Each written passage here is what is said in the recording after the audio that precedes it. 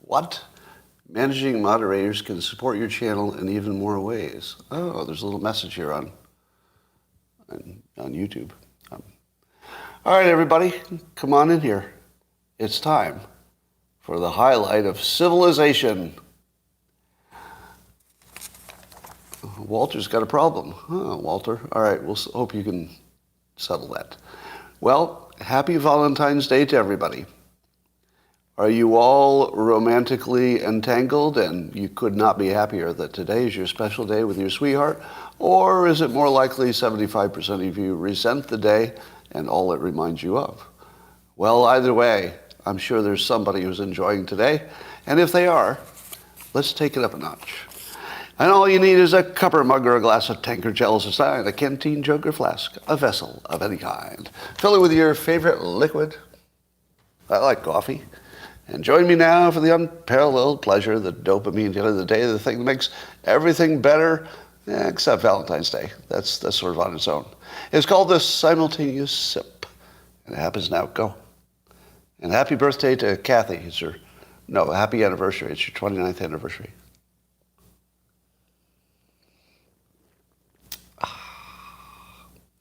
Well, I hate to tell you this, but you just did the simultaneous sip on Valentine's Day, and at this point, we are all betrothed. Yeah, you just accidentally pledged yourself to romantic entanglement forever. So we're all in this together, Valentines. You want to talk about some funny news? How about some funny news? Number one, by a show of hands, how many would like to completely ignore the mass shooting? Yes? Yeah, everybody's hand is up. Okay, we're going to ignore that like it didn't happen. Happy Valentine's Day. Let's talk about the good news. I don't know if you saw this, but there was a member of Congress, and I've never seen this before. Well, I guess I've seen it before, but it's really rare. So Josh Hawley did something, I don't know, I'm not even sure you're going to believe me. Are you even going to believe this story? Josh Hawley, a member of Congress, did something that is potentially useful. Yeah, I know. No, there's nothing about Josh Hawley. He's high on my list at the moment. But he keeps trying to do things useful.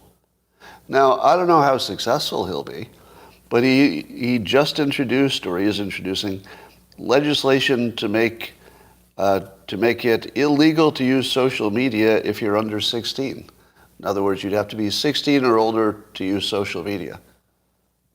I am so on board with that. So on board. We'll go private here on Locals. Thanks for reminding me. Yeah. Now, there are not many parents who would be able to say this because their children would hate them forever. So I think parents are just going to be kind of silent and hoping it goes through, maybe. But, yeah, I don't think it'll pass. I don't think it'll pass for the simple reason that the social media companies in this country have a lot of power. Now, it'd be really interesting to see what Elon Musk said. Because I don't think he's weighed in on this yet, or I haven't seen it. But I'd love to know if he's in favor of that. Because he might be. He might be. But I'd be really surprised if the other social networks are. We'll see. But congratulations to Josh Hawley for doing something that would be useful. I think Josh Hawley he understands the danger of TikTok. So just a few members of Congress who are young enough and apparently trying to do useful things. Do you remember when Ron DeSantis started doing all these useful things in Florida? Useful from the perspective of his base. And everybody, and I kept saying, well, he's just picking up the free money. It's like there's free money laying all around the ground there in Florida, and why did we have to wait for him to pick it up? He's just doing all the obvious things that his base liked. Well, Josh Hawley does the same thing. I wouldn't ignore that. And I wouldn't discount, I wouldn't hold it against him if his legislation doesn't get passed. Because even just putting the legislation out there changes the argument, right? It's a whole different argument if you know it's actually been put into legislation. Because that means it's serious, right? So even if it gets rejected, we've at least elevated the conversation, maybe got a little bit closer. Maybe more people were exposed to the argument. Maybe. Maybe it will take some event in the real world to make it seem like a better idea than it does right now. But this is good work. Josh Hawley, congratulations. There are reports that some kind of Epstein List will be produced. But it's apparently a list, documents with names of those associated with Epstein. Now, are you comfortable with that? Do you think that's, I don't want to use the word fair, but do you think it's good for us to see a list of all the people who are, quote, associated with him? Because would that not include people who didn't have any bad behavior, but they thought maybe they had some business use with him, they didn't know exactly what he was up to? I don't know. While it could be fake, yeah, we would certainly believe it if the list were fake. That wouldn't surprise me at all. It does seem like there might be some people who are important enough that if they were going to be on such a list, they could make themselves not be on the list. I think that's a thing. There might be people with that power, heads of governments and such. But I'm gonna predict that it's a dud. What do you say? I predict it will be a dud. It'll either be people we already know of, complete strangers, and people who had a reason to do business with them that, although it might have been ill-advised, such as Bill Gates, ill-advised, there's not really any evidence that more than that happened. I feel like it's really going to make us chatter like crazy. But I'm very concerned that there's some innocent-ish people on the list. And by that I mean people who maybe shouldn't have done business with them. Maybe they should have known better, but didn't do anything illegal. I'm very uncomfortable with that list coming out because of the potentially innocent people. Innocent-ish, right? I'll keep an eye on it. All right, here's something I didn't know about the Ohio train derailment. I was aware that there was a 2022 film on Netflix about a train derailment, and it was the same plot. There were chemicals that were released, and the town had to evacuate. Now, what I heard first was that the movie was set in Pennsylvania, which at least is some difference from being in Palestine, Ohio. But I read today, and I need a confirmation on this, I believe it was filmed in the town where the actual derailment happened. So that's what's being reported today. Is that true? Does that feel like a coincidence to you? All right, I have two things to say about coincidence. Number one, lots of things can look like coincidences that are not. So how could what would be a scenario in which this would look like a coincidence, but it's not? Can you think of one? How can it look like a coincidence, but not be one? All right, here's things we know. So I'll just deal with what we know, and then I'll just speculate, right? This is just rank speculation, so don't put too much credibility on it. I just want to talk you through a possible way that this could be ordinary. It looks extraordinary, but it could be ordinary. Here's how. Apparently, a number of people who lived in Palestine, Ohio, were extras on the film. So imagine if people in your town were extras on a film about a train derailment, and it was filmed in your town. So now you've got a whole town full of people who are talking about train derailments in a specific town. It's in the context of the movie, but they're all train derailment. Hey, did you work on the movie about the train derailment? I didn't. Did you work on the movie about the train derailment? No, but I know somebody who did work on the movie about train derailments. All right. Now just introduce one crazy person. And the crazy person wants to do some crazy shit. What do? They probably do the thing that's in the top of their mind, which is train derailment. Now, here's the part that I heard on Tucker last night. Apparently, there are a lot of train derailments that appear to be sabotage. There were 1,000 train derailments last year, or something like that, right? Now, I'm not alleging that they were all sabotage, but some number of them were. Apparently, there is a well-known method for making a train derail, and this well-known method has been implemented in the United States more than you think, because it's not being reported on for some reason. Yeah, there's something they do with a wire across the tracks that changes the electrical signal, which causes the train to derail. I don't know how, and I don't want to tell you if I did. So, don't you think that there's one explanation that would remove all of the coincidence? Everybody was thinking about this very specific crime. There was one crazy person there who said, I think I'll do a crazy crime. Well, what's on my mind? Oh, everybody's talking about train derailments. I'll just go walk one block over there and do one. So that would be one explanation that would remove the weird coincidence, right? Here's a second explanation for the coincidence. It's a coincidence. just a coincidence. Because the nature of coincidence is that there's so many things happening all the time, every day, that you will always see coincidences. Rare coincidences are guaranteed, and because we have news and social media, all of the rare coincidences come to our attention. For example, was it a coincidence that two brothers played on opposite teams in the Super Bowl this year for the first time? Yeah, that was a weird coincidence. How about the fact that the two Super Bowl champions, the ones who were competing, they both had black quarterbacks for the first time? Well, that's a coincidence. You know, it's a sign of the times and stuff, but a coincidence, right? The world is full of coincidence, full of it. Almost all of our stories have coincidences in them. So one possibility is it's just another one.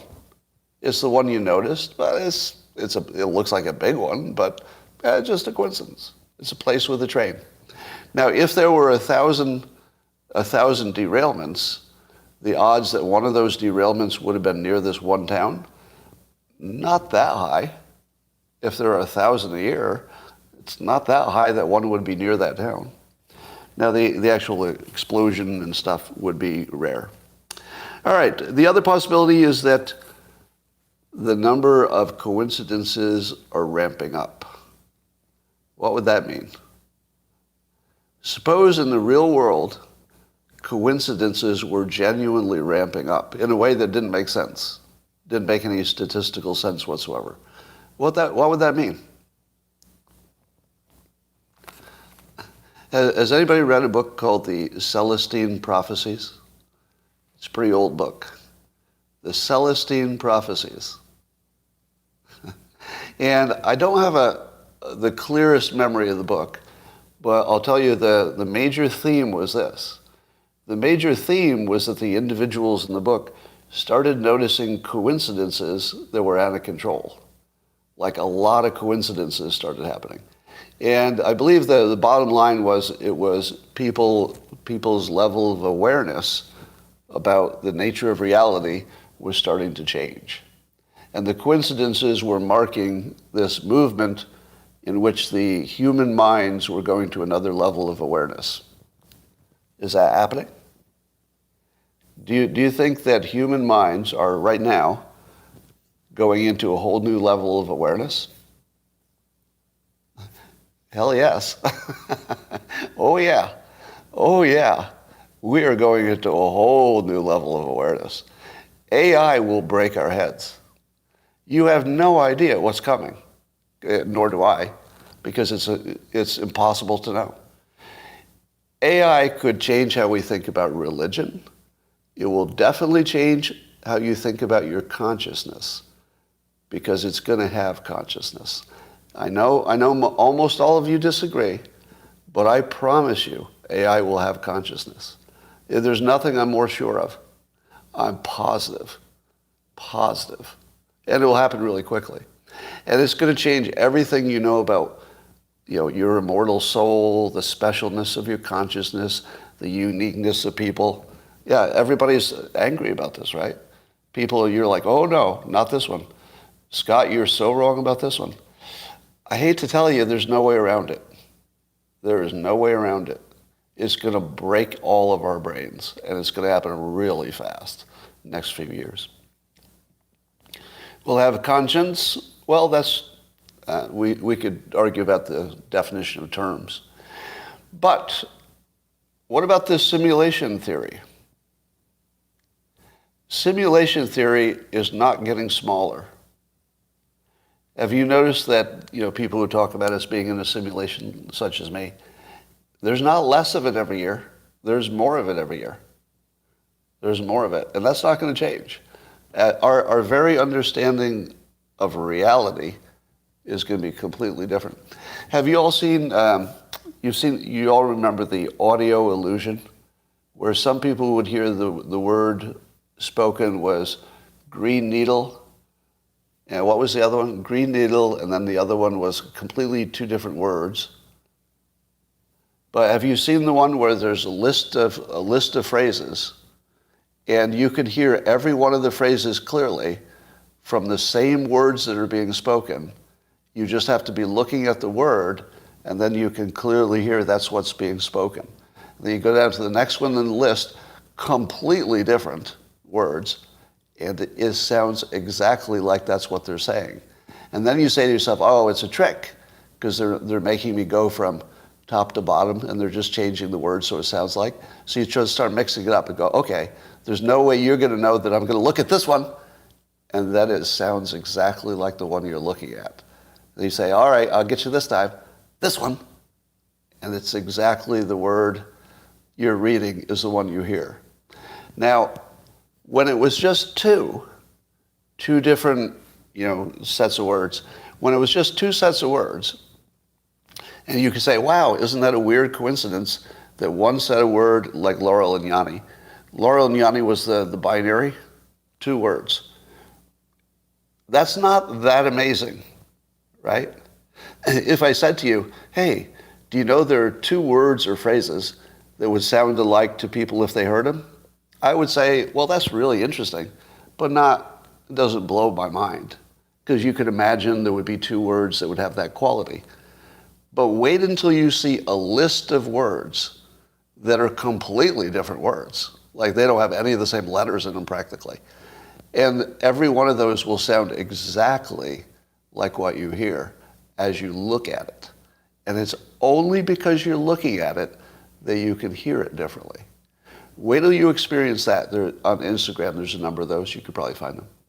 Once you realize that, you'll realize that your reality is completely subjective. Right? When it was just two things that sounded alike, you could say, oh, there's an oddity of life. But once you realize that any of the words on that list sound exactly like what you hear, and they're all different, and you can change it instantly, there's no setup time. You look instantly at any words on the list, and you'll hear them. Once you experience that, you will know for sure that what we're experiencing here is just a psychological phenomenon. I don't even know if you're there. Like actually, literally. I don't know if you're even there. We live we assume that everybody's here, but it's all subjective. All right.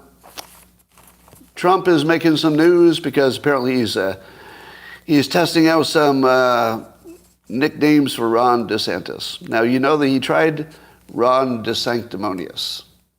That was the first attempt because, presumably Trump thinks that DeSantis will run against him in the primary. So he's trying to, tamp him down. Now, Ron DeSanctimonious, how many thought that was a good nickname? Ron DeSanctimonious. All right. How many citizens think they know what sanctimonious even means? See, the problem is not that he is or is not sanctimonious. The problem is I don't think most people know what it means. So it's too many letters. That one didn't work. Well, now it's reported that privately Trump is referring to DeSantis as Meatball Ron, which in the reporting that I read was suggestive that he's short and round and Italian. So kind of racist. But it's a weird kind of racism, isn't it? It's a weird kind of racism because there's literally no food in the world that is more universally liked than Italian food, at least in America. In America, the one thing you can say that everybody will agree with is, how about Italian food? Italian food is the one thing everybody in the United States agrees on. Well, I like Thai food, but not everybody does. Well, I like Persian food, but not everybody does.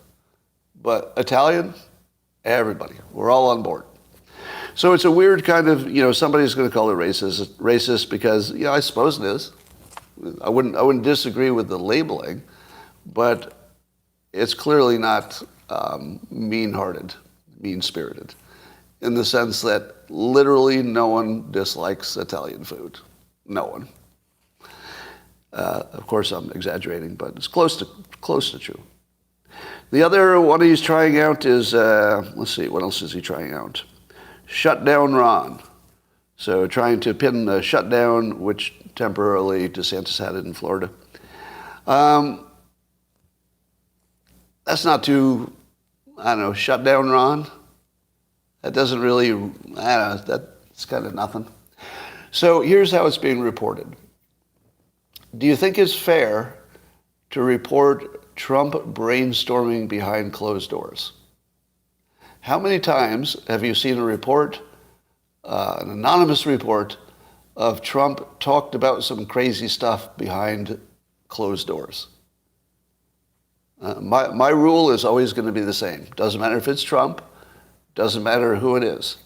If they're talking about crazy shit behind closed doors, that's cool. That's cool with me.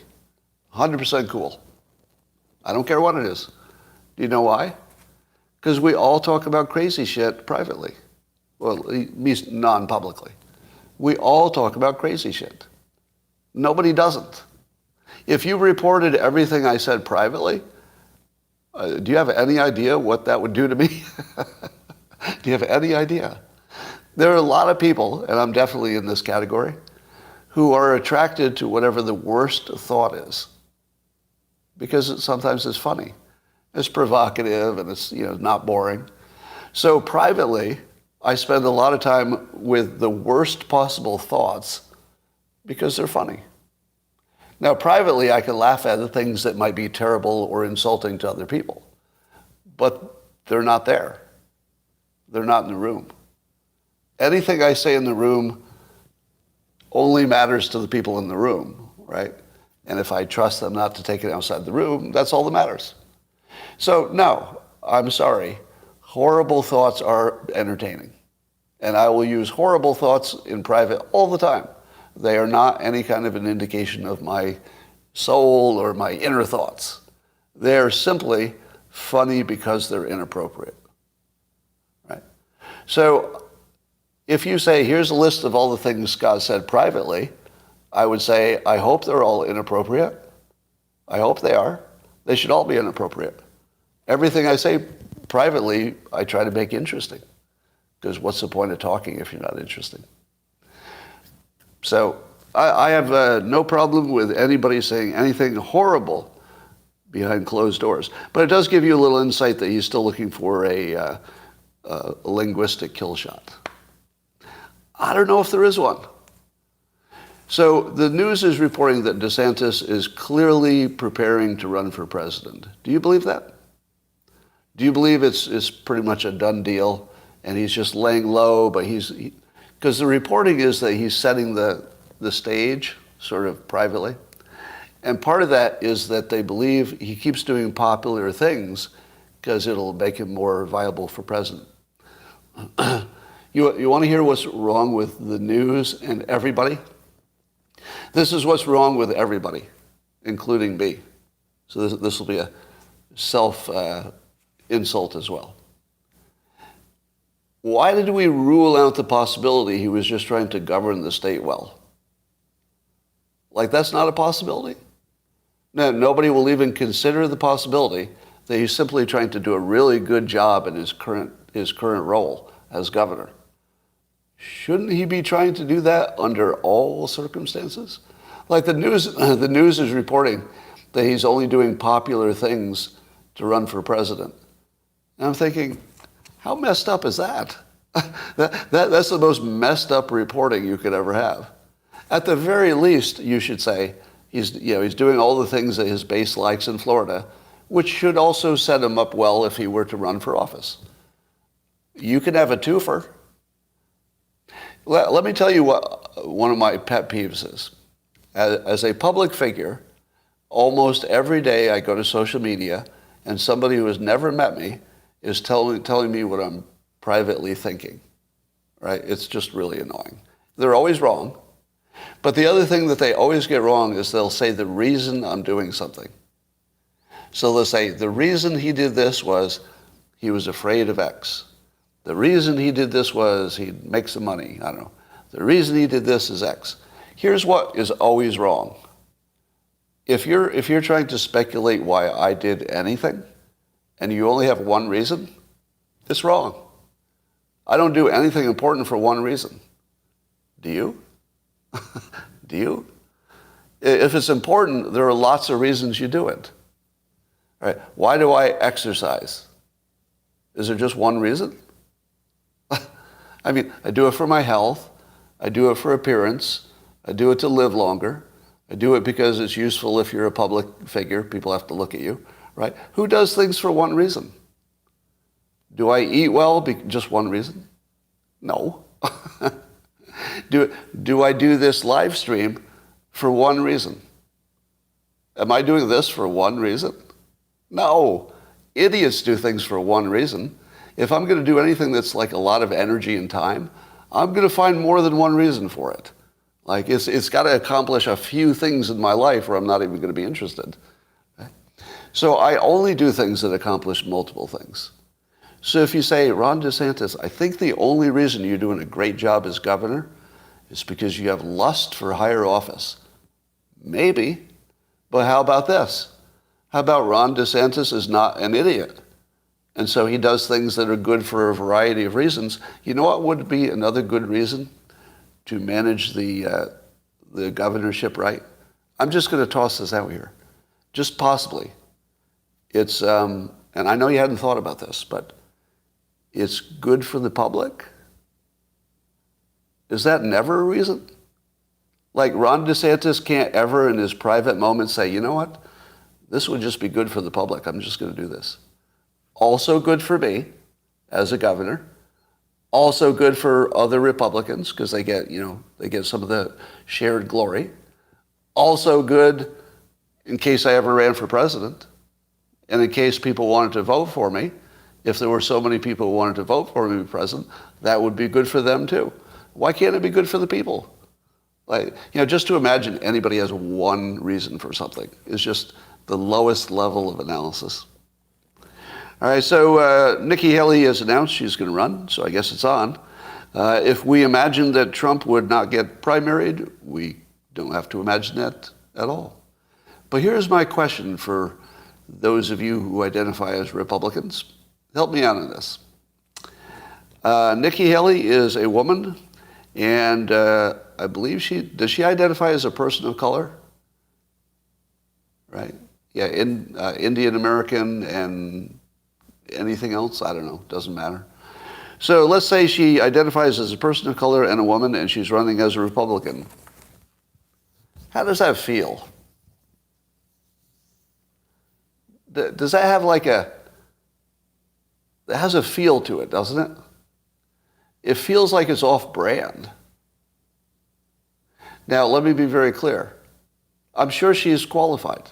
I'm sure she's qualified to be president. There are a number of Republicans as well as Democrats who are, I would say they're qualified. People at that level of success, they're all kind of qualified. Then it's just a choice of which flavor you like. But they're all qualified, right? She's qualified to be president for sure. But if you're a Republican and you're used to all the favoritism that you've seen for people who are not white men, and the Republican Party is really dominated by adult white men, for better or for worse, it's just a fact. How are they going to take it? Doesn't it feel like it would be a stunt? In TV, there's something called stunt casting. So you bring in a celebrity just for like a little moment, and people didn't expect it. They go, oh, that's funny. I was stunt casted on Babylon 5. So I was a semi-famous cartoonist who appeared there once just so there'd be something to talk about, right? That's stunt casting. But it looks like Nikki Haley, because she's female and would identify as a person of color, it looks like Republicans stunt casting. Like running the person who has the right demographic qualities to beat a Democrat. Now, there is something to that, because you would take from the Democrats, their minority power.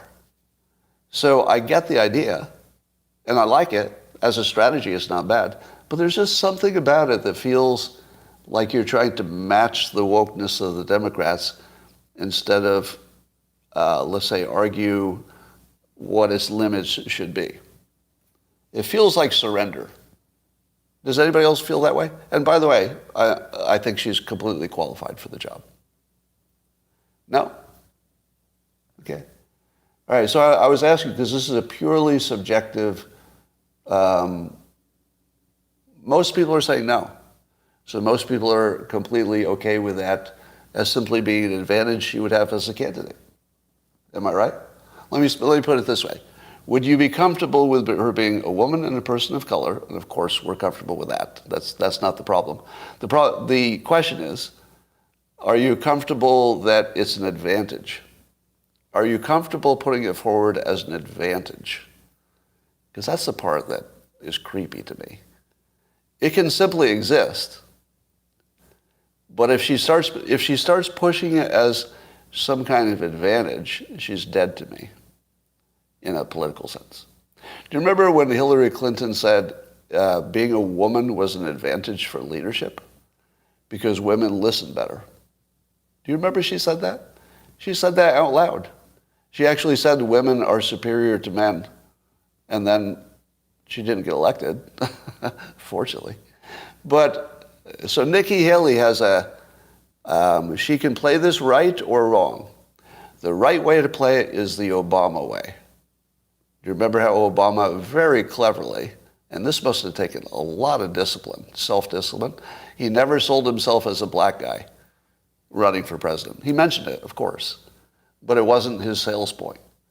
He was just a qualified person, and that was a good way to get some Republicans on his side.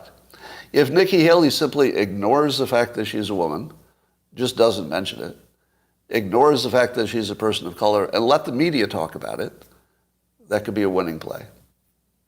But the moment she says it's time for a woman, I'm out. The moment she says that, I'm out. If she does. I think she's smart enough not to, by the way. If she mentioned that she's a person of color and that's an advantage, I'm sorry. No, I can't go with you there.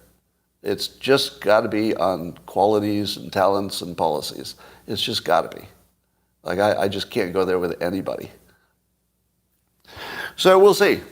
There's certainly she has a path. I would say she has a path. What do you think? Do you think she's legitimately presidential material in terms of a path? I'd say yes. Yeah, narrow path, but they all have narrow paths except Trump and DeSantis, maybe. All right. Is our infrastructure under attack? I don't like to, jump into conspiracy theories, but there are a lot of infrastructure-y things that are being attacked, from power stations to railroads to food supply, egg producing stuff. But to me, they all look like coincidence. What do they look like to you? I don't see them as a coordinated effort of any kind. Here's what I see. I see that crazy people attack things that are visible. If I were a crazy person and I had a gun or dynamite or something, I think I would attack things that are sort of visible. So infrastructure is unusually visible. So it just kind of makes sense. There'd be a lot of attacking going on. So I don't think it's coordinated, but I wouldn't ignore it. If I were China, for example, and I wanted to do this, all-in war where every part of warfare is considered fair, I would be looking to sabotage American infrastructure in 1,000 different ways that you didn't notice. But as far as I know, nobody associated with China has ever been accused with any infrastructure attack or any other country. To the best of my knowledge, no other country has been implicated in anything. Somebody says incorrect. Can you correct me? Well, COVID was a special case, sure. Feng, yeah, we know that everybody spies on everybody. But have any of the infrastructure attacks been tied to China or Russia or anybody else? I'm not aware of any. Okay, well, we'll keep an eye on that. But I'm still in the probably just a coincidence because infrastructure is visible and it makes a big impact if you attack it. I think that's all it is. All right. I saw a statistic. I don't know if it's true, but it was on a tweet. It looked true. So give me a fact check of this. 40% of males between the age of 30 and 60 in the Midwest are not working. Does that sound true? 40% of males between 30 and 60 in the Midwest are not working. I feel like it might be true, but here's how I would explain part of it. And the question is, how do they live? Like, how do they live? Well, here's one. Some of them might have working spouses, right? Some of them have working spouses. So that's some percentage of it. Some of them are on disability. Some of them are looking for jobs and can't get them, I suppose. I'm not sure what they counted here exactly. Some of them probably moved in with their parents, even at age 30 plus, moved in with their parents. But here's another possibility. Some of them might be living off of inheritance, so it's a short-term thing. They may have had deceased parents, and they might have a little pot of money that they're living on for the moment, but that might run out. But I think a number of people are probably working for cash. A lot of men in the manual labor stuff, they may be, cleaning pools and doing odd jobs and stuff for cash. So I've got a feeling that the illegal underground economy is at least a big part of this. I don't know what percentage. Yeah. And some are man whores, yes. All right. Let's talk about those weather balloons. Do you all know Bill Ackman, famous investor, hedge fund guy? Is that name familiar to you? Because it's more fun if you know how well known he is. Okay. So Bill Ackman is one of the most well-known big finance people. A name that if you have any business scanning of the headlines, you see him a lot. Bill Ackman. So here's what he tweeted today. Now, I tell you that he's important and smart and successful and rich so that you put his comment in context, okay? He tweeted, "What if the 3 UFOs shot down are found to use technology to be made of materials or be made of materials that are not native to Earth? How does life change thereafter? What do we do next?" So here's what I said. My question are, what are the odds that the aliens are building spaceships that are octagonal? Do you think octagonal shapes are like universal? Like every planet you go, they've got an octagon somewhere? Because it's just sort of a universal shape? Or is it possible that the octagonal shape is a really strong tell that it was made here on Earth? I'm going to go with octagonal probably is a signal that was made on Earth. So one of the questions you might ask is there any kind of octagonal, like weather balloon? Is that a thing? Have you ever heard of that? Like an octagonal weather balloon? Here's one. Here's an octagonal weather balloon. That's the bottom of it. A-sided. Company is called Aerostar, American company. So Aerostar makes an octagonal payload, has a balloon above it, way above it. So in fact, the balloon is so far above it, you can imagine that if you flew under it, you wouldn't even see the balloon. You would look up and you'd see the octagonal thing, and it would look like it's floating with no form of propulsion. It would just seem like it's floating there because you're looking at it from below. So you're looking at the octagon of the payload, but way up above it is the balloon, and maybe that's not so easy to see. It might be easy to see if you were going slower, but you're in a jet. So you're in a jet and you're under it. You're like, hey, I think I saw an octagonal thing. Now, how big is it? Well, looks to be about the size of a car. Is that what they reported?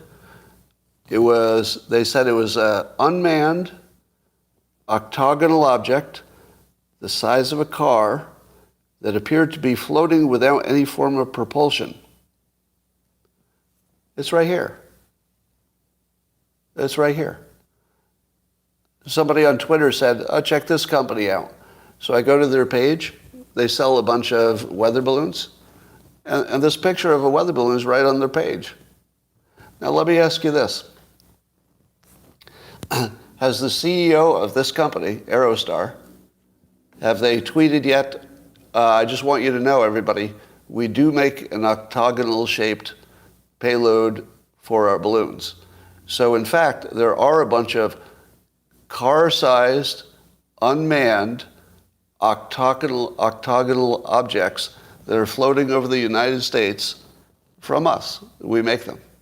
So I'm not saying that's what you saw, but you should be aware that we make octagonal, car-sized, unmanned objects, which seen from below might appear to you as though they were completely some kind of floating magic.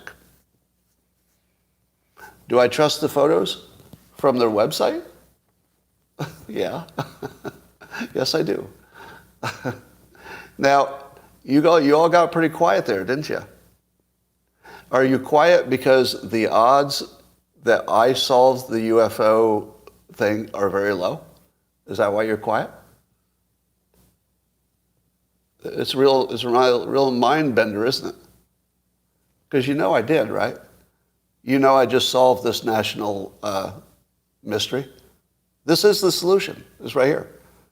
Do you think that the news will report that I solved it? It didn't report it yesterday. Do you think it'll report it today? No, this is the solution. And do you know why I know it's the solution? Because you haven't heard from the CEO of this company. How in the world would you not have heard of him, or whoever it is, he or him, she or him? Right? Yeah. Now, I'm just looking at your comments because this is hilarious. There's something happening with your brains right now, isn't it? Because what I'm telling you doesn't seem like it could possibly be true. Right? But it looks like it might be. So you're trying to decide whether this is actually the entire answer. At least for one of them. Only one of them was described as octagonal. I assume the rest are just weather balloons. And I think the reason, here's my best assumption of what's going on. I think that the Biden administration was embarrassed by the Chinese spy balloon, which was definitely a Chinese spy balloon. I think. I mean, anything could be wrong, but that's my current working belief. It was definitely a Chinese spy balloon. Now, that made Biden look weak. So what do you do if everybody thinks you look weak and your country has no national defense for air stuff? Well, if it were me, I would blow up some things in the sky above me to show that I can spot even small stuff and I can blow it up at will. And then I'd start looking around and say, is there anything we can blow up? And then my people would say, not if we keep our radar settings the way they are. But if we, dial it down a little bit, make it a little more sensitive, we can start picking up smaller objects which we have not identified. And then Biden says, you mean enemy stuff, right? No, just unidentified. But maybe enemy stuff. Probably not, because we've been ignoring stuff at that size that moves slowly. We've been ignoring it for decades and haven't been a problem yet. But it could be totally Chinese incursions, right? Yeah, well, anything's possible. Okay, shoot it down. And then they say, what? What if it's ours? What if it's just like a weather balloon and it's one of ours? Well, shoot one down that's disabled. There are apparently hundreds or maybe thousands of weather balloons on any given day. They're all over the place. You think that all of them work? Do you think that all of them are sending out, I don't know, probably a transponder message or something? You think every one of those, the electronics is working? Every one. They're all good. Not a chance. There are definitely some broken weather balloons in the air. Would you agree? There's no chance that they're all working. So if you went to this company and said, we spotted this thing, it might be your weather balloon, do you mind if we blow it up? What would the CEO say? Where is it? It's at 20,000 feet. It might run into a commercial aircraft. Oh shit, blow that up. I don't want my space traffic. I don't want my weather balloon taking down an airliner. If it's broken anyway, it's no use to me. Just shoot it down. Okay. Or at least they wouldn't complain about it if they heard about it. Don't shoot on the balloon. I am loving the comments right now. Because you're not sure what's going on, are you? You're not sure if I really did solve the entire mystery by Googling the webpage of a company that makes weather balloons. But I think I did. Now, if it turns out that I'm completely wrong about this, and I have to say how embarrassed I am, that'll be fun too. You like it when I'm embarrassed in public. It's kind of fun. It doesn't hurt me. So if it would entertain you, I'm happy that you would have that entertainment. But I feel like this is the answer. All right, now I need you to just tell me, because you're holding out on me. You're holding out. Do you think I solved it? Just for one of the UFOs, the octagonal one, do you think I solved it?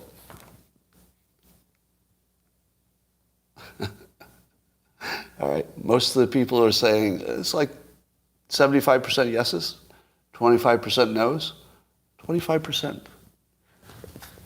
25%. A quarter. That's roughly a quarter. No reason I mentioned that. All right. It would be funnier if I were pantsed in public. Well, maybe that'll happen someday too. You never know. All right. That's my theory. If it turns out there are alien parts on any of these ships, I will be the most surprised cartoonist in the entire world. There are no alien ships up there. I'm quite sure of that. But I could be wrong. I'd love to be wrong. That'd be fun. All right, do you think the AI is good at flirting? Do you think if you were accidentally chatting with an AI, do you think the AI would do a good job of flirting with you? Well, it's been tested. There's actually an app where you can tell the app to flirt with the other person using AI. Now, you get to look at it first, so you can approve it or not. But I saw a demonstration on CNN. They were testing this app called Key AI that helps you know what to do to chat up your target. Target. That's terrible. The target of your attraction. But it turns out that AI is perverted, creepy, and weird, and it's not so good. It's just creepy. It goes sexual too fast, for one thing, but then it just gets weird and creepy. Just like people. So I don't know. Is that different than a human? What percentage of men don't go sexual and creepy too soon? We all go too soon. Damn it, you wouldn't want it any other way. If there's one thing that men can promise you, like as a group, we can promise you all women, we can promise you this, we'll go too far. I promise you. Doesn't matter what it is. Is it dangerous? Oh, we'll do it. Is it ill-advised? Let's give it a shot. Is it the craziest thing anybody ever did in the world? Well, that looks interesting. No, that's what we're here for. Men will go too far. We'll go too fast, too soon, too far, every time. That's what we're for. And that is not a fault. That is a feature. That is a feature. If you took that away from us, our country would fail overnight. It's like stupid men, I say that with love because I like men, but it's basically men who go too far, too fast, take too many risks. It's who we are. Yeah, you can't take that away from us. So if AI is emulating men and it goes too fast, too soon, too creepy, too perverted, perfect. Now, we would hope it could do better than men, and maybe someday it will. But at the moment, it's matching men, so it can't do flirting at all, because men are terrible at flirting.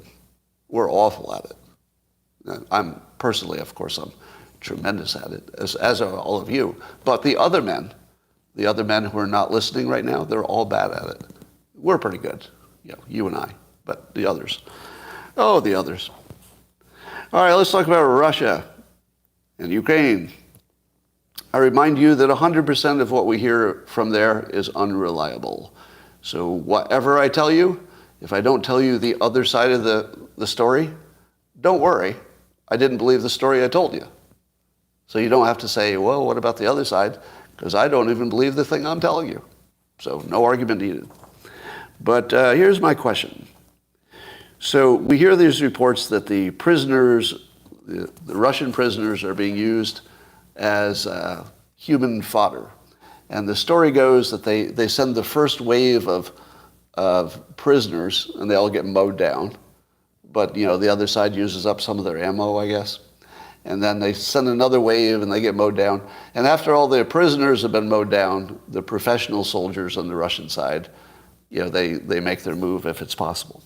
So that seems to be what they're doing. And then if the prisoners, or any of them, especially under the Wagner command, if they refuse to run into certain death, then they murder them. So you only have certain death behind you and probable death in front of you that's pretty close to certain. So the prisoners didn't know exactly what they were signing up for. And there's indication that 20 or 30,000 of them have already been pressed into service. But there are about 400,000 of them left. So there's around 400,000 people still in Russian jail. And I see Putin solving two problems at once. He's emptying his jails, getting rid of most of the crime in Russia, because most crimes repeat offenders, I'll bet. Is that true? Is most crime in the United States repeat offenders? Probably 75%. You get new people coming in for the first time, but I feel like once you're in the life, you're a repeat offender. So Russia has a chance to win Ukraine if they just keep sending waves of human sacrifices forward, and to reduce crime in Russia by 75%. Didn't see that coming, did you? So you know how you always yell at me? Not all of you, but whenever I say, it looks like Ukraine is doing better than expected, and then I say, I know, I don't trust it. That's just the reports that are coming out. But it looks like Putin, given that he has no love for the prisoners, clearly, it looks like he can solve his crime problem and take over Ukraine. It looks like he's got a path to do both of those things. And I don't even know if the average Russian cares. The indications are that the average Russian doesn't care at all, just is not interested in how many dangerous criminals are chewed up by gunfire from Ukrainians. They don't care at all. I'm not sure Americans would care that much. We might complain more, but I don't know if we'd care more. So Putin has a plan that is not crazy. All right, here's the news I was waiting for, but it took this long.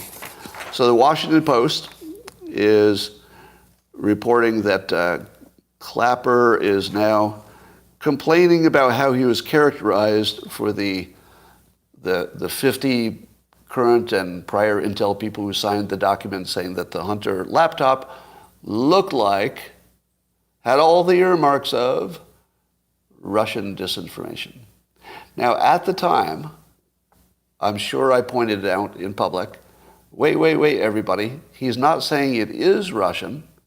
He's saying it has all the earmarks, which is what you say when you want to leave yourself an out later, right? That was obvious from the start, that the 50 intel people gave themselves away to say, well, we were right. It looked like it. We just said it looked like it. And we were 100% right. That's just what Russian tradecraft looks like. So we were right. Why are you complaining? We didn't say it was. We said it had all the markings of. And it did. So why is everybody complaining about us being right? That's what Clapper's saying. And do you know who predicted that we would have this day when they said, hey, we didn't say it was, we just said it looked like it? I did. Yeah, I predicted that. Because, as the news reports as well, it allowed the politicians and Biden to conflate looks like with they say it is. So Biden was then allowed to lie, and he has for now, years. He's allowed to lie and say 50 people said it was Russian. And then the 50 people who said it said, well, not exactly. We said it had all the earmarks. But here's what's interesting. They're throwing Biden under the bus, the Washington Post is. The Washington Post is revitalizing Clapper and their deep state cronies. I say that with a wink. So they're revitalizing and saying, hey, these people were never wrong. What they said was accurate. But they're throwing Biden under the bus. You see it now, right? When the Washington Post does that, specifically the Washington Post, you know that this is the thinking of the Democrats. The thinking of the Democrats is clearly they're trying to get rid of Biden, and clearly they're trying to rehabilitate their flying monkeys, right? So the 50 intel people are all the flying monkeys of the Wicked Witch, and they're trying to rehabilitate them now because they might need them. You don't think Clapper will be back on the air saying that Trump is hiding Russian spies in Mar-a-Lago? Of course he will. But the way he'll say it is, well, I'm not saying, I'm just saying the way the Russian tradecraft works is they usually hide in the basement of billionaires running for president. It's the way they do it. I'm not saying he's doing it. I'm not saying he's doing it. I'm saying everybody in my business, they're looking at this and they're saying that's all the earmarks, has all the looks of a billionaire who would keep Russian spies in the basement of Mar-a-Lago because that's how they do it. And then a year later, when you find out there are no spies living in the basement of Mar-a-Lago, what does Clapper say? Nothing. He waits for the Washington Post to write a story that says, he only said it looks that way. And it does. So he was right. And then Clapper gets rehabilitated. So they had it both ways. Now, I believe that Trump can say that the election was rigged because of the laptop stuff. Now, I also say, why is it that we only found out about the laptop at just the right moment to affect the election? I don't know. I hate it when an election is decided by coincidence, if it is a coincidence. But it wasn't true that everybody had a laptop to be discovered, but it's just the timing of it is, I don't know. I don't like the fact that an election is decided on the son of a candidate losing a laptop. Like, that doesn't feel like how we should be making these decisions.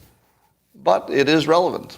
When there is enough of a connection with Biden and bad things that it's relevant. All right. Let's see what else is going on. So I went to my pharmacy to pick up something, and still masking. California is still masking in medical facilities. There was reporting on, is there another study, or is it the same one, showing that masks did not work at a public level? Is that, because I read about that today, but I wasn't sure if it's the same reporting from last week that they're just late about, or is there a brand new one that also looked at the other studies? All right. So I believe all the studies about masks were bunk. That's what I think. I think all the studies of masks were poorly done studies, because you can't really study it in the real world. If you believe that masks work, which is what the medical community mostly work, you can't really test it against the real virus in the real world. So whatever all those tests were, they were something that was like a proxy for the test, or should suggest what would happen, or they're highly indicative, but they're not testing the real world. That said, there's no evidence that they work at a global level. Now, I remind you that since what I do here is make predictions, I made one today, that those things we're shooting down are our own defective weather balloons. That's like a specific prediction. The value of what you watch here is not just that I might say, a different take on things, but some of the different takes would be predictive. So I need you to agree with me that when I tell you I did or did not predict something correctly, that's useful. Is it? I think it is. You should know if I think I predicted something correctly. So at this point, it's really clear that I was the best predictor of the pandemic, by far. There was nobody who came close. I think I'm in my own category. I don't think there was anybody even in my class. I got the masks completely, starting from Fauci lying about whether he believed they work. I'm the only person who got that. First person to doubt Fauci. First person in the country to say Fauci was lying to the public. Got that right. Now, that's separate from the question of whether masks work. What we know is that he lied because he believed they work. Secondly, I said, probably technically it makes a little bit difference, but you won't see it in the big numbers, so therefore it's unjustified as a mandate. That's exactly where we are. So my original view on masks is 100% validated. Likewise, vaccinations and everything else. 100% validated at this point. And I think that the Dark Horse podcast, they're still making the case that you can tell the difference between correlation and causation by the fact that you predicted it. Do you buy that? So if you said, I have a hypothesis that if we test this, we're going to find this is highly correlated with this other thing, then you test it, and sure enough, the thing you imagined or you hypothesized was true. Therefore, that's probably more like a system and not a guess. Because you hypothesized it, you tested, there is a correlation, probably causation. Well, that could work in some cases if you repeated the experiment over time, et cetera. But the trouble is, there are always more than one reason for things to be correlated. In the real world, it's messy, and there are lots of correlations. So just predicting that something will have a correlation doesn't mean it's causation. And, I think we all understand that. And now, by the way, I'm mischaracterizing Brett and Heather at Dark Horse. I'm mischaracterizing their argument a little bit, but it's feeling like there's a little more speculation in their scientific process than you'd expect. And some of us don't listen to every freaking podcast available. That's good. Now, I've also solved the UFO weather problem, And I think that you should know that, because that would determine whether you listen to my next, or how much credibility you give my next prediction. Your comments are interesting today. You're all in a weird mood today. Am I wrong? I feel like you're all in a weird headspace today. Is it because of the news? There's just weird news and everybody's sort of thrown off a little bit? Yeah. Is it because it's Valentine's Day? There's something different about you today, like collectively. Am I right? Flying monkeys triggered you.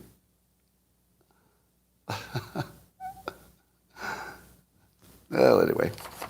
I saw a provocative tweet from Mike Cernovich. So I'm not sure I completely agree with this. And I'm not sure if it's meant to be hyperbole, so it's kind of true but not completely true sort of thing. But I'll read it to you. This is why you should follow Mike Cernovich, because you'll see thoughts and ideas that you're just not seeing anywhere else. So follow him for sure. Here's his tweet today. He said, the smartest boomers were managing trains and infrastructure. Gen X's talented ones knew they couldn't get those jobs anymore due to hiring quotas and went to laptop gigs. Huge holes are opening up now. People aren't even close to ready for the final boomer die-off. So the implication here is that when the people in my generation are retiring and dying, that we won't know how to fix anything. Do you agree? Or do you think that's hyperbolic? Now, I'll give you both sides of the argument, all right? Both sides of the argument. It's definitely true that some white boomers did not go after some kinds of jobs because they knew they couldn't get them. I don't know if they became laptop warriors. Like, I'm not sure that's the same population that was considering one thing. I'd more think that they're in the 40% unemployed guys in the Midwest. I don't think they just learned to code. So might be some hyperbole there. But in general, these are forces that were in play. And do you think that when the boomers die off, everything's going to go to hell? There could be some of that. There definitely could be some of that. But here's another lens on the same situation. Here's another reason that our infrastructure should be crumbling. You ready? It's always easier to give funding for something new. It's hard to give funding to fix something before it breaks. And that's it. That's it. We're done. That's the whole story. In theory, every advanced civilization should go through a period of decay because of that fact. So what we should see is that we're building an amazing, sparkling, brand new AI. So the new stuff is getting funding like crazy. But when's the last time we built an airport? Right? So it's really hard to get anybody to fix something before it breaks. Like, how much money goes to fixing bridges before they collapse? Some, probably not enough, right? So it's always going to look like your old stuff is falling apart because your old stuff is falling apart. It's sort of built into the way our brains work. I don't think it's a talent problem exclusively. I think it has more to do, it is a talent problem, but I think it's also just the effect of we like new stuff more than we like old stuff. That's it. But it is a problem. I mean, it's a gigantic problem. I don't know what we do about it. That, ladies and gentlemen, concludes my presentation for those of you on YouTube. If you are also a daily Coffee with Scott Adams consumer, you might be interested that we're now, once again, selling the mugs. So I tweeted, you can see it in my Twitter feed from yesterday, how you can get your own Coffee with Scott Adams mug, complete with the simultaneous sip written on the back, and what's written on the bottom. Let's look. Ah, that's right. It says ah on the bottom. Can you fit your fist inside the mug? No. But it's a 20-ounce mug, so if you've got a tiny fist, put it right in there. Put it right in there. Yep. It'd be like throwing a hot dog down the hallway. And if you understood that, shame on you. Now, if it does that apply to marriage? Yep, sort of it does. Naval's interview about David Deutsch on knowledge creation and the human race. Really? Naval did a talk with David Deutsch? All right, well, I'm definitely going to listen to that.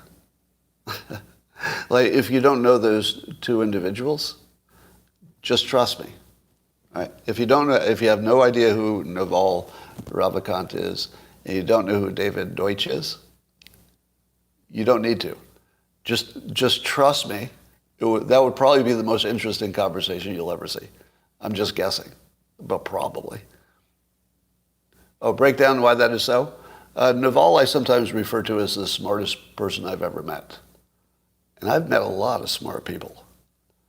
David Deutsch is in just the right, let's say, scientific, philosophical space for a conversation with the smartest person I know. There's no way that isn't going to be awesome. More than Elon? Don't know. But I don't know Elon. Right?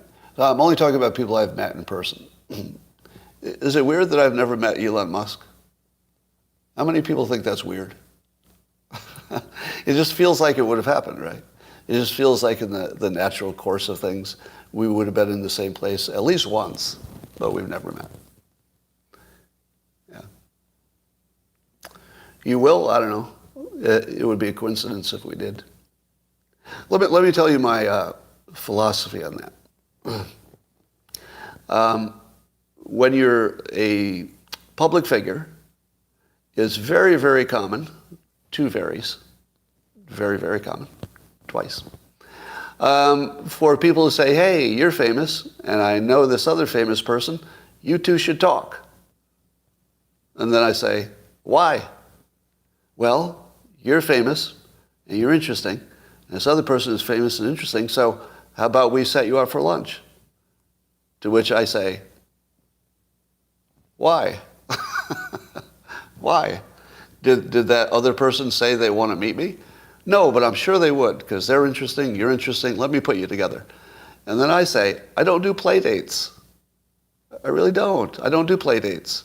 I know you think that your toddler and this other toddler will have a good time, but I don't do play dates. I don't. I think maybe they have their own life and they don't need me at all. I don't think I add anything to that other person's life.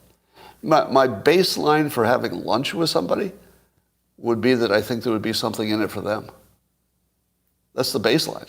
Like what's in it for the other person? Just randomly meeting famous people is fun. It's fun. I love randomly, not even randomly. I love meeting famous people. It's one of the coolest things about my job. But I don't look for it, because looking for it is just weird. I don't know. That's what I think.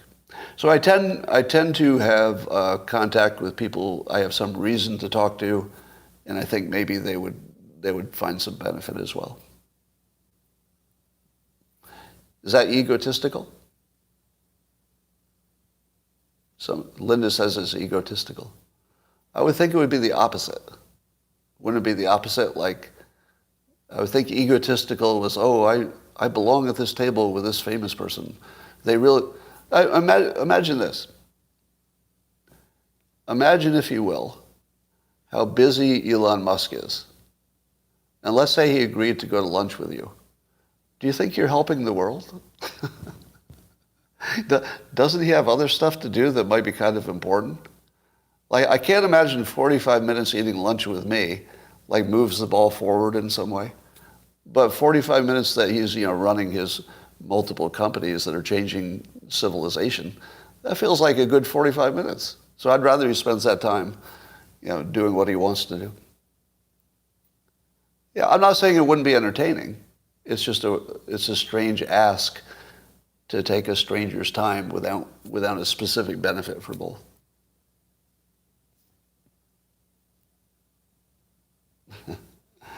Uh, 51 flying monkeys meme, yeah.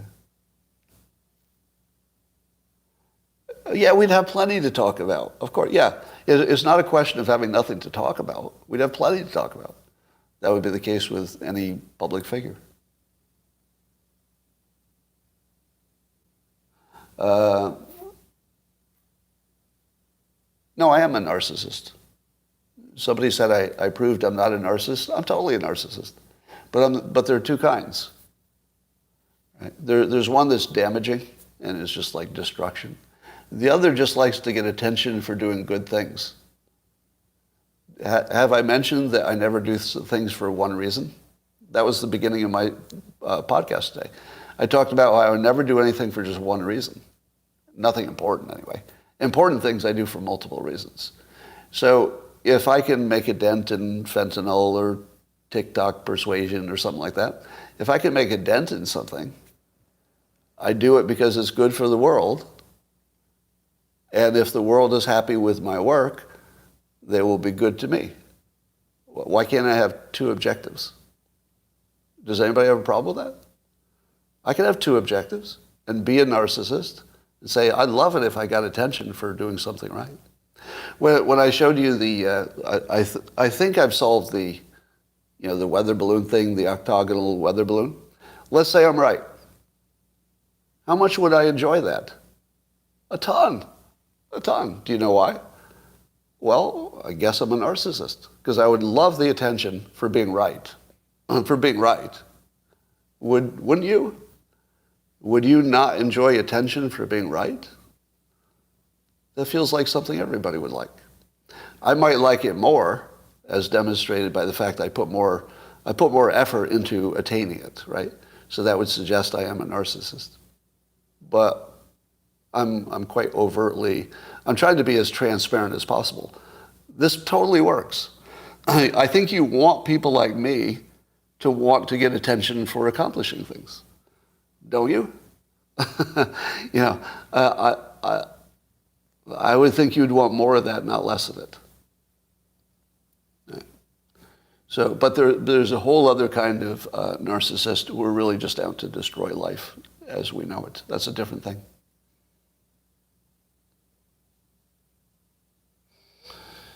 If you're happy with your decision, then you should be happy with that.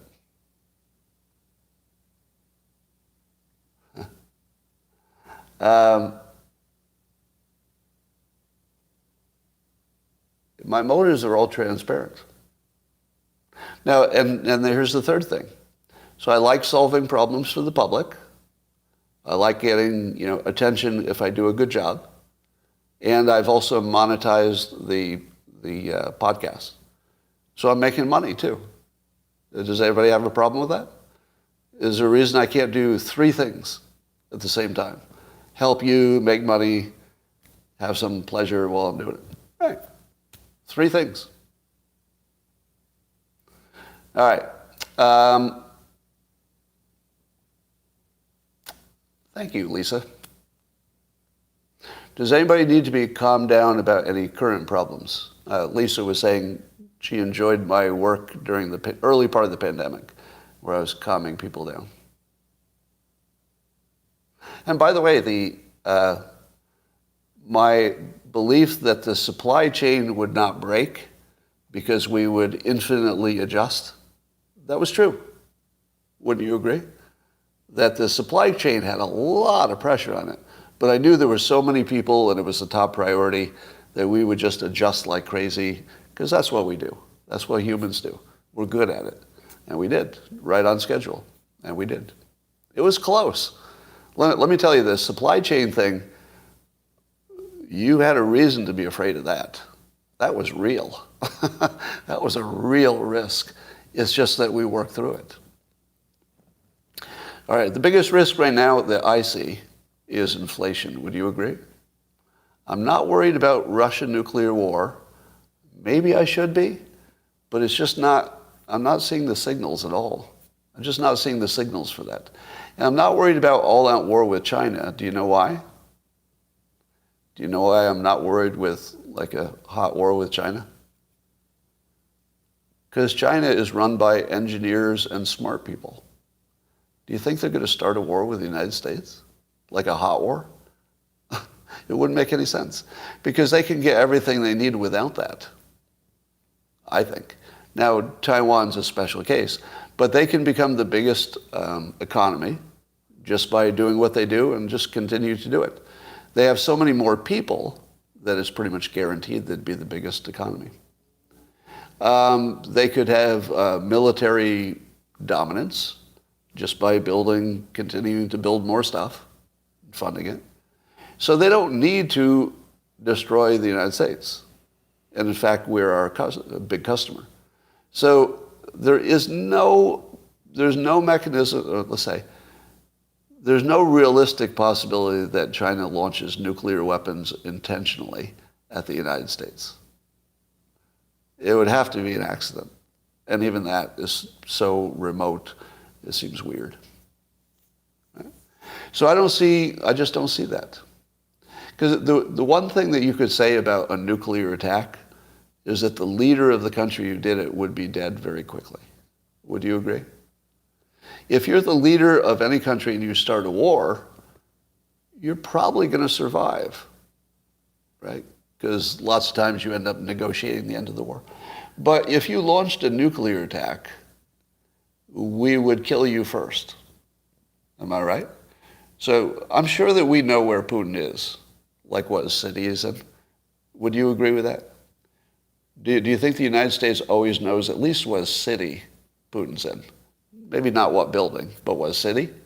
We would just target that city. Because a nuclear war is the worst of everything, so it's not like you would hold back.